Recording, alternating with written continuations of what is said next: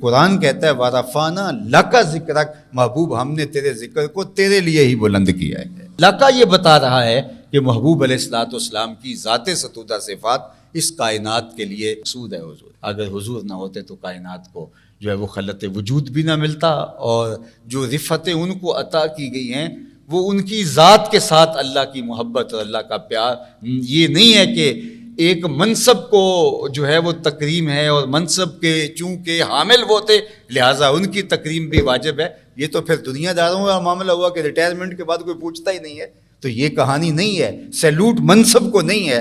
یہاں ذات رسالت مآب جو ہے وہ عظمتوں کا محور اور عظمتوں کا مرکز ہے۔ جب تحویل قبلہ ہوتا ہے تو حضور کے قلب اطہر میں یہ خیال آتا ہے کہ میرا قبلہ بیت المقدس کی بجائے کعبۃ اللہ بن جائے۔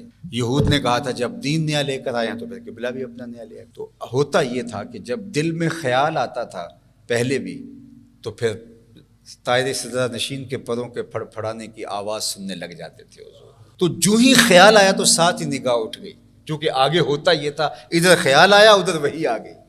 تو آج خیال آیا تو چہرہ اٹھا، پھر بار اٹھا، بار بار جب اٹھا تو پھر جبریل امین حاضر خدمت ہو گئے۔ قد نرا تقلب وجہک فی السماء، محبوب ہم نے آپ کے چہرے کو بار بار آسمان کی طرف اٹھتے ہوئے دیکھا۔ یہ نہیں ہے کہ ہم نے آپ کے چہرے کو دیکھا، چہرے کو اٹھتے ہوئے دیکھا۔ چہرہ تو پہلے بھی وہ رب کہہ رہا ہے فَإِنَّكَ بِأَعْيُنِنَا، محبوب تم ہماری نگاہوں میں تو رہتے ہو، تم ہماری فَإِنَّكَ بِأَعْيُنِنَا۔ لیکن اب یہاں کیا ہے کہ جو اٹھتا تھا بار بار اس میں بے تابی تھی اور آرزو پنہاں تھی اس اٹھنے کے اندر کہ قبلہ بدل جائے تو کیا خوب ہو۔ تو کہا محبوب ہم نے آپ کے چہرہ انور کو بار بار آسمان کی طرف اٹھتے ہوئے دیکھا۔ اب آپ کا خیال ہوا کہ قبلہ بدل جائے تو پھر دیر کا ہے کہ ابھی رخ پھیر لو۔ بنو سلمہ کی مسجد ہے، ظہر کی نماز ہے، 2 رکعتیں پڑھی تھی، 2 رکعتیں ابھی باقی تھی، تو خاطر عطر میں یہ بات آئی کہ قبلہ بدل جائے تو نظر اٹھی تو جبریل آ گئے کہ محبوب پھر ابھی پھیر لو۔ اللہ اکبر! ہم نے نماز کا وقت بدلنا ہونا تو 1 دن پہلے بتانا پڑتا ہے۔ کل سے نماز ظہر 2:15 بجے ہوگی، لوگ آ جائیں گے 2 کے حساب سے تو مولوی صاحب کو تو کہیں گے کہ آپ نے ہمیں 1 دن پہلے بتایا ہوتا، آپ 15 منٹ انتظار کریں۔ تو نماز کا وقت بدلنا ہو تو 1 دن پہلے بتانا ہوتا ہے۔ یہاں تو قبلہ بدلنا تھا، ایک نماز ہی پہلے بتا دیا جاتا، ظہر اس وقت اس قبلے کی طرف پڑھیں گے اور عصر اس قبلے کی طرف پڑھیں گے، قبلہ بدلنا تھا۔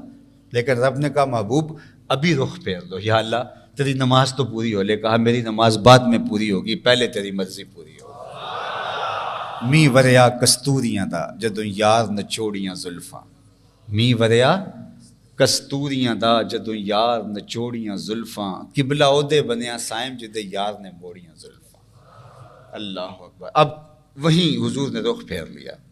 وہ کہانی کہ صحابہ بھی انہی قدموں پہ پلٹ گئے، اور جنہوں نے یوں منظر دیکھا تو باقی مسجدوں میں جو نمازیں ہو رہی تھی انہوں نے وہاں جا کے آوازیں دی، تم ادھر رخ کر کے منہ کر رہے، حضور تو ادھر کیا ہے، تو وہ وہیں پھر گئے۔ اللہ اکبر! اب جو بات میں بتانے لگا ہوں، اللہ فرمایا کہ محبوب آپ کا ذہن یہ بن گیا ہے فَلَنُوَلِّيَنَّكَ قِبْلَةً تَرْضَاهَا، قبلتن کو نکرہ رکھا ہے یہاں، ترداہا آگے اس کی صفت لگا کے یہ نکرہ مخصوصہ ہو کے تو پھر صفت بن گئی ہے قبلہ کی۔